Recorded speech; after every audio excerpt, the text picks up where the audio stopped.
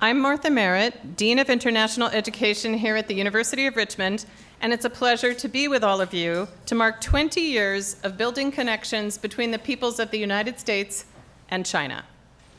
I remember discussing grassroots peace building with a colleague once. John Paul Lederach had put decades of work into building relationships throughout the country of Colombia.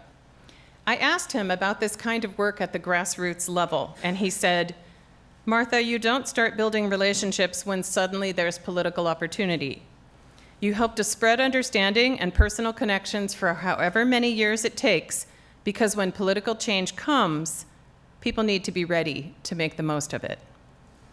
That Peace Builders Playbook was the default setting for our friend Rose Nan-Ping Chen.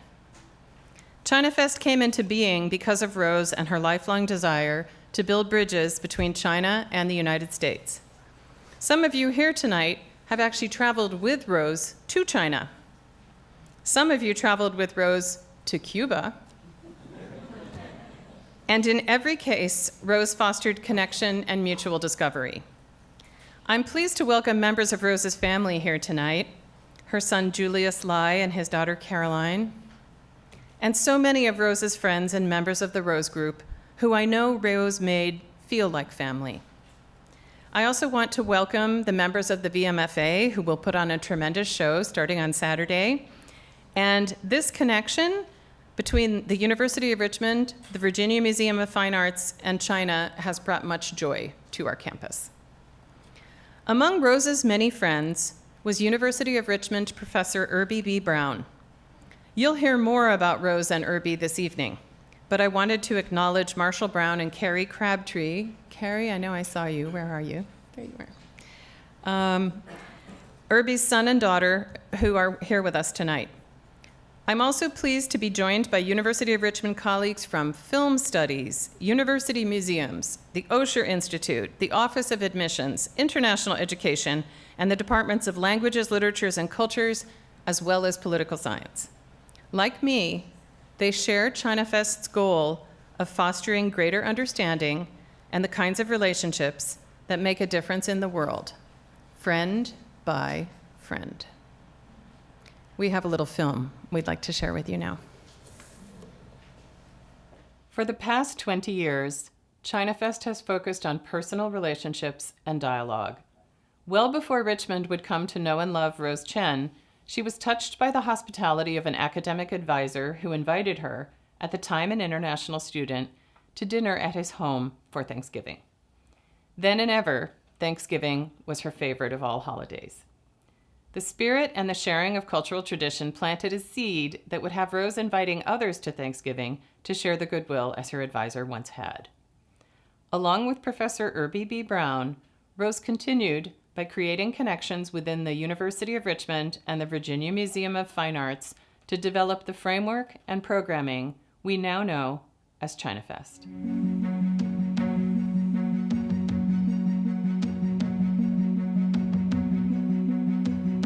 In the early 90s, Rose's love of film led her to UR's International Film Series, where its curator, the late Paul Porterfield, would introduce her to English professor and future ChinaFest stalwart Irby B. Brown, along with UR's first Dean of International Education, my predecessor, Ulyana Gabara. Rose stewarded these relationships and developed many others around UR and the city of Richmond to bring to life her vision of an annual festival to promote better understanding between the peoples of China and the United States.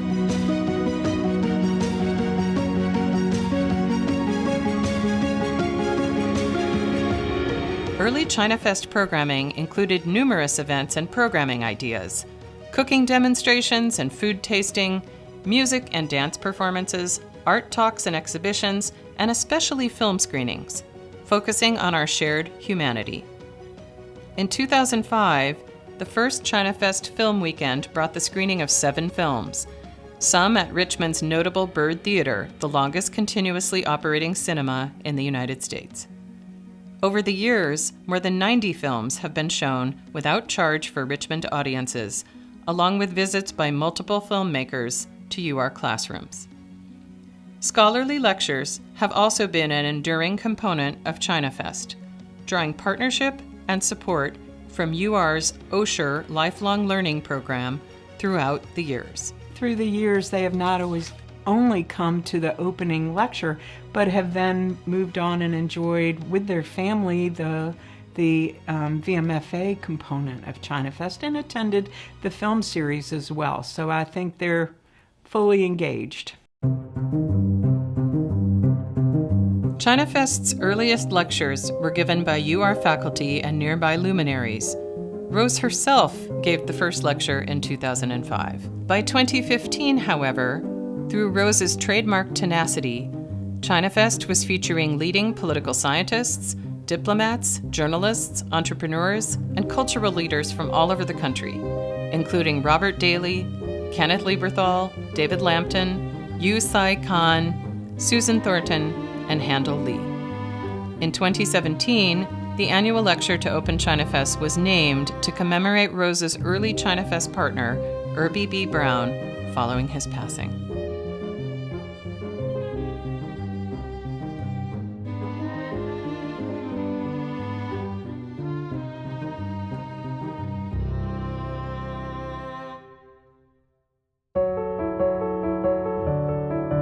In 2009, the ChinaFest family grew to include the Virginia Museum of Fine Arts and its popular Family Day, bringing ChinaFest to an even wider audience. In fact, ChinaFest Family Day has become one of the VMFA's most popular community events, attracting more than 10,000 visitors to celebrate the Lunar New Year. ChinaFest has been a godsend. 20 years to be able to celebrate the artistic traditions of China. Quite frankly, no other country in the world has an unbroken record of artistic tradition, 5,000 years. And of course, our collections here at the Virginia Museum of Fine Arts reflect that as well. What it does is bring people to the Virginia Museum of Fine Arts. Last year, 13,000 people for ChinaFest.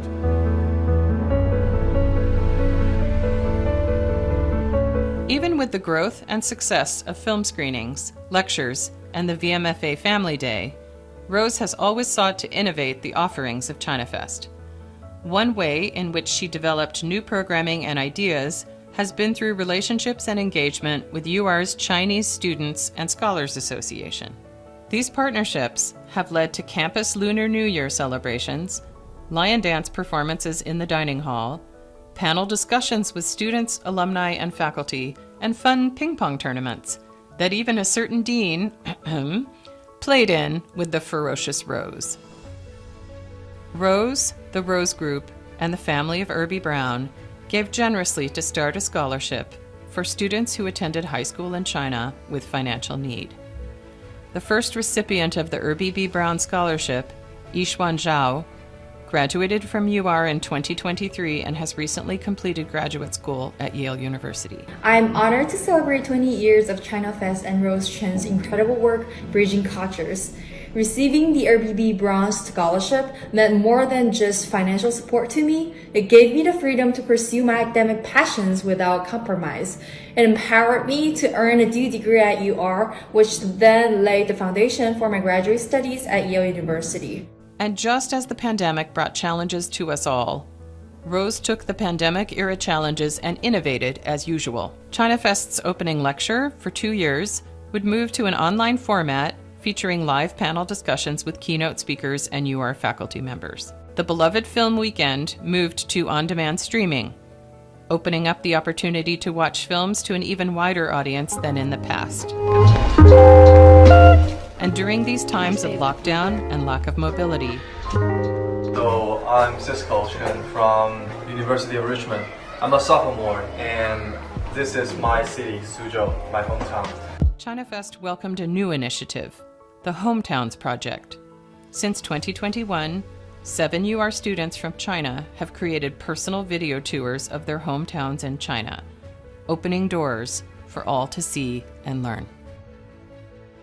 On this occasion, celebrating 20 years of ChinaFest, and in memory of our dear friend Rose Chen, whose sudden passing last month has yielded so many heartfelt tributes, we give thanks for Rose's vision, tenacity, innovation, and the desire to see person-to-person dialogue change lives through cross-cultural experience. I am very grateful to Rose's family and friends for picking up the torch, and to the VMFA for our years of terrific partnership. Here's to the next 20 years of ChinaFest and our shared ongoing vision for cultural connection, making a difference in our complex world.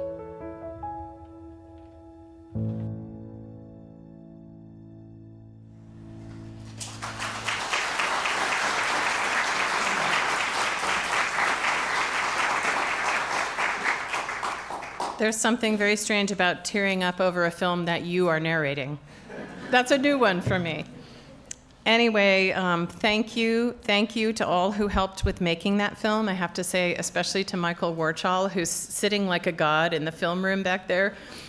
Michael has actually been promoted to be Director of Communications for the Arts at University of Richmond, but he's back here at ChinaFest. He knew Rose, and he knew he had to be here. So in addition to the film, I wanted to say a few words about the impact of Rose Chen and her vision for ChinaFest on and beyond the UR campus. First, let me call out the most recent recipient of the Irby B. Brown Scholarship that so many of you supported and brought into being in 2019. Flora Yi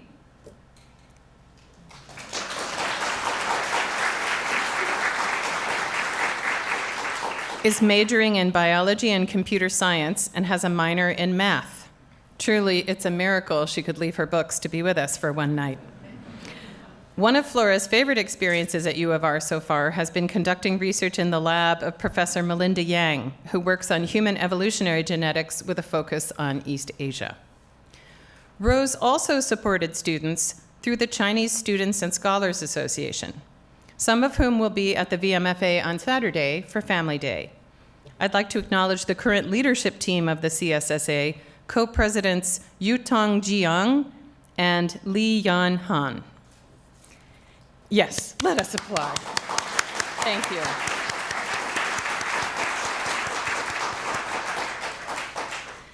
And now comes the main event. Often this has been a lecture, but this year we feature the voices of Chinese students. Rose wanted to have UR students front and center for ChinaFest's 20th anniversary, and all of us know that what Rose wanted, she got.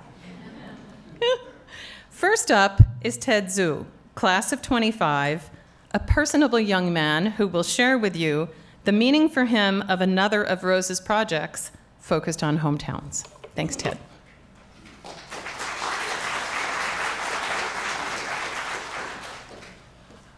Good evening, everyone. My name is Ziran Ted Zhou. I'm a senior with a double major in anthropology and psychology. Before I begin my speech, I want to sincerely thank the UR Office of International Education for having me here tonight, and also on behalf of the UR CISA and myself, I want to extend my deepest condolences and heartfelt gratitude for the family of Rose Nan-Ping Chen and the Rose Group for their unwavering support for UR CISA. Rose's sudden passing is a huge loss to all of us. However, I will always cherish the moments I share with her, as she taught me the importance of valuing and sharing my own culture. Her impact will continue to inspire me and so many others on this campus. Therefore, today, I want to share with you what the word home and hometown means to me. And so last summer, I was also invited to make a video about my hometown, Suining. It's a small city in Sichuan province, but for various reasons, I wasn't able to do it. But instead, I want to be here and share with you what those two words just mean to me. Until recently, I often felt as though I was homeless. Not in a literal sense, but in the sense of not having a single place I could truly call home, or a culture I fully feel belong to. In fact, I still feel this way sometimes. That's why the phrase living in a generalized condition of homelessness by literary theorist and post-colonial scholar Edward Said has stuck with me ever since. So in his work, Said explored displacement, exile, and the loss of a stable home, and arguing that intellectuals and exiles often live in a state of perpetual dislocation and never fully belonging to one place or identity. And for a long while, that's exactly how I felt. Our generation of Chinese students, migrants, and international scholars grew up at the crossroads of two vastly different cultures, often clashing with each other. The first one, with the internet, where we were constantly exposed to quote-unquote Western cultures, celebrated as modern, free, individualistic, but at homes and in school, we were still immersed in Chinese traditions that emphasize respect for elders, cultural inheritance, and collective responsibilities. These contradictions don't just shape the way we think, they shape the way we see ourselves, leaving us wondering, where do we truly belong? The struggle extends to my understanding of home and hometown. I grew up in Suining, where everyone basically knew each other, surrounded by the warmth of traditional Chinese values. But for better education, I moved to Chengdu, the capital city of Sichuan, in middle school. After that, I rarely returned to Suining, only visiting during major holidays like the Chinese New Year's. And eventually, I started introducing myself as half Chengdunese because, in fact, I just know Chengdu better than my hometown already. So my idea of hometown slowly shifted from the familiarity of Suining to the fast-paced, modern energy of Chengdu. But yet deep down, I never feel neither is the home to me. But however, when I faced one of the most difficult times in 2023, in that moment of struggle, all I wanted was to go home, to where my family and my cat was, So I started to remembering those memories of the streets I lived in, the smells, and the laughters at the dinner tables. And all those memories helped me through that very difficult time. That was a moment I realized that hometown isn't just a geographical location. It isn't fixed. It exists in the moments we hold close, the people who have shaped us, and the memories that stay with us, no matter how far we travel. For so long, I felt pressure to define home at one specific location, to choose between identities, cultures, and experiences. But perhaps home is just not a single point of origin, nor it's something we just leave behind. So maybe we don't have to choose a specific location to call home. Maybe home is just something we take with us, something that evolves. Maybe home exists in the places between cultures, in the friendship we form, in the communities we build, and in the traditions we carry forward. And that's the essence of this ChinaFest. So now please join me and watch a short clip of the Hometown Project videos from the last few years and take a look at the places that hold special memories for your Chinese students. Thank you.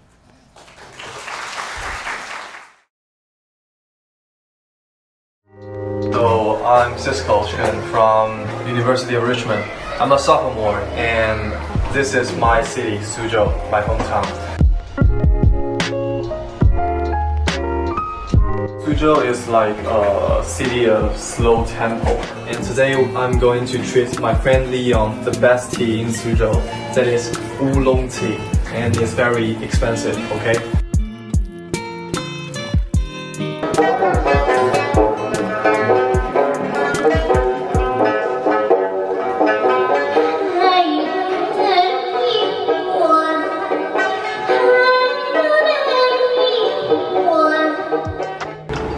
For the first time, right? First time. Yeah, first time. How was it? It's good. Something more. It's savory, a little bit sweet, and the fish has no bones, so it's like you can just chew on it. Yeah, usually like we eat it with rice. It's very good for like 下饭. It's like you can eat a lot of rice with it. Yeah. Yeah. So if you want to talk more about Suzhou or about Shanghai City, so you can find me on campus. Hi everyone, my name is Fanny Zhang. I'm from Hangzhou, China. I'm so glad to have the opportunity to introduce my hometown city to you. For centuries, the beauty of the city has drawn people all over the places to come and visit. Marco Polo once described Hangzhou as the finest and most splendid city in the world. Currently, many tech companies also set up their headquarters in Hangzhou, so in this city, you can see various types of people with very different ways of living.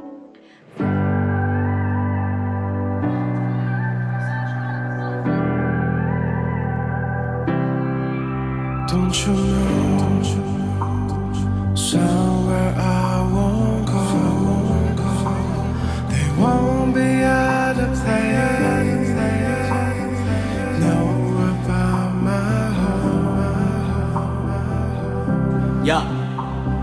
was born 1988，妈妈我这个地方练过年举不想贼，这个世界是我们每人一本字典，迫于我们那本一直放在心边。昂着人的 price tag， 有没 cash tag， 装进 backpack， 带到 next tag，G20 什么 catch land， 我们的寂寞刚以为心碎个起点，你付去翱翔 ，This is my city。Hope you enjoyed this short clip. So if you are still interested, you can go up the UR website and search ChinaFest so you can see more of these videos.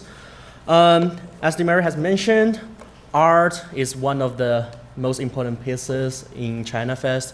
So tonight we have several talented Chinese students that are going to bring us a lot of performances tonight. The first performance is solo singing by Zhibo Zheng, Bobby. The name of the song is The Lights of China. Bobby is a freshman from Xi'an who has a deep passion for music. The Songs of China is a beautiful orchestra song that captures the festival glow of Chinese New Year's Eve, reflecting the happiness of the people and the nation's rapid development. This song has been performed by renowned artists like Zhou Shen, and tonight Bobby brings his own rendition to the stage. Let's welcome Bobby.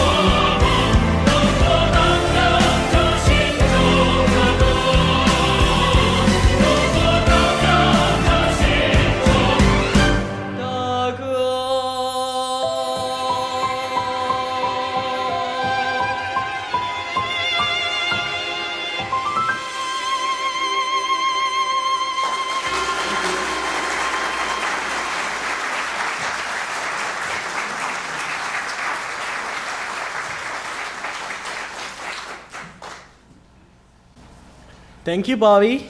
So the next performance will be Yao Dance Music, a saxophone performance by Yixuan Jack Chen. Jack Chen is a junior from Hangzhou, majoring in accounting with a leadership and sustainability minor. He has performed alto sax with the UR Wind Ensemble for 2 years. This piece is particularly special to Jack. It's his grandma's favorite. Yao dance music originates from the Yao ethnic minority and is traditionally played during celebrations and rituals. It combines lively rhythms and expressive melodies, showcasing the Yao people's deep cultural roots and vibrant spirit.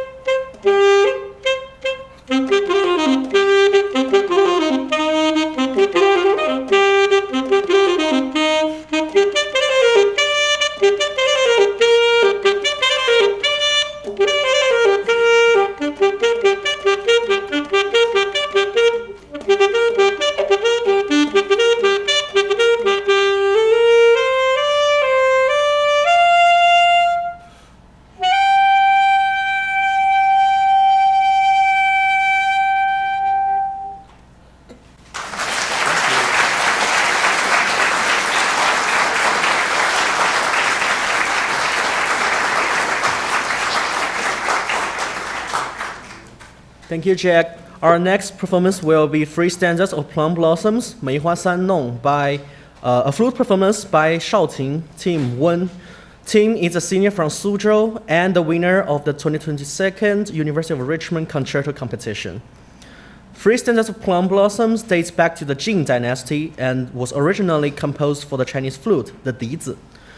The plum blossom, a resilient flower that thrives in harsh winters, symbolizes perseverance, strength, and noble characters. Through this piece, Tim conveys the enduring spirit of this cherished symbol. Welcome, Tim.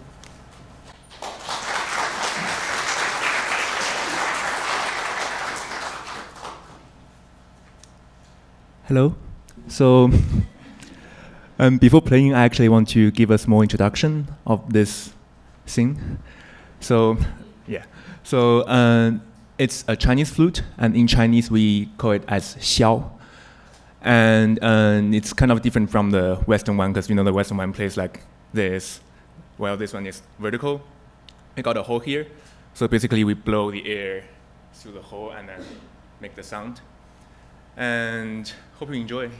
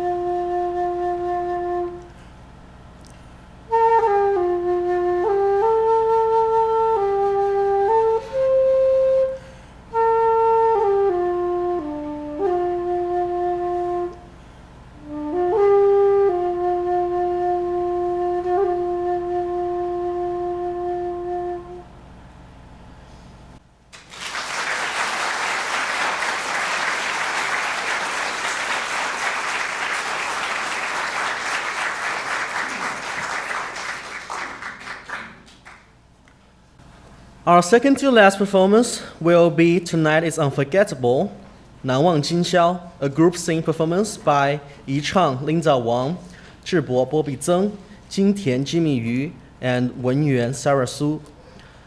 Lin Zhao Wang is a first year from China and interested in sociology. Jimmy is a first year from Shanghai and planning to major in business administration.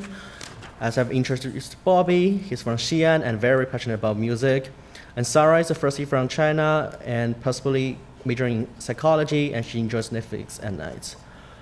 So since 1983, 难忘今宵, Tonight is Unforgettable, has been the iconic finale of the Chinese Spring Festival Gala. More than just a song, it carries the emotions and memories of generations, serving as a heartfelt farewell to the New Year celebrations. Tonight, our performers bring this cherished tradition to life. Welcome.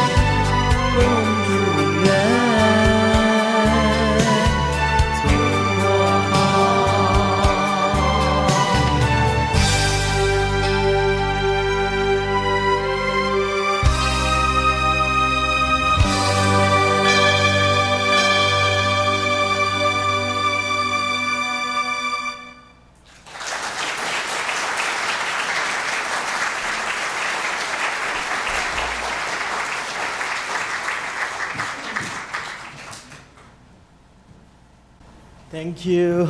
Wow, can't believe it's our last performance of the night. And the last performance is a guitar performance by Zhao Wen Stephen Chen called Asian Dragon. Stephen is a skilled guitarist known for blending traditional and modern styles.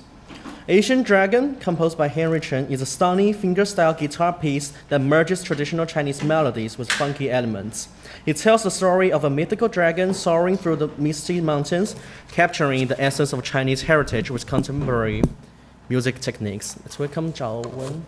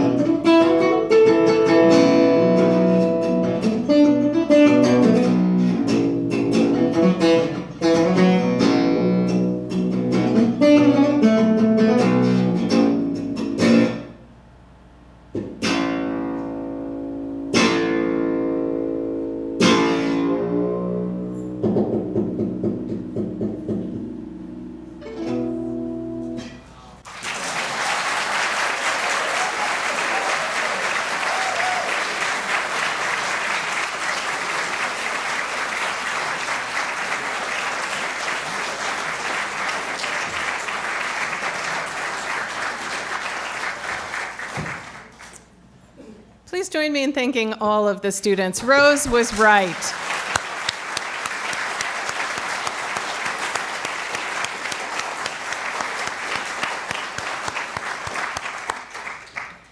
So we closed with a percussive and jazzy ancient dragon. What better metaphor to go nosh on Peter Chang's food? This was something else that Rose insisted upon, that her friend Peter Chang would cater this spread for all of you who've come out on a surprisingly cold February night. This is Richmond, after all. But what a joy to have our students come together and create beautiful things in honor of ChinaFest and our friend. I'll leave you with some images of what the Year of the Wood Snake might have in store for us. It's supposed to be a landscape marked by profound transformation, emotional depth, and innovative progress shaped by the yin wood snake. May you find all of those things in fundamentally positive ways as you munch on dumplings. Thanks for coming.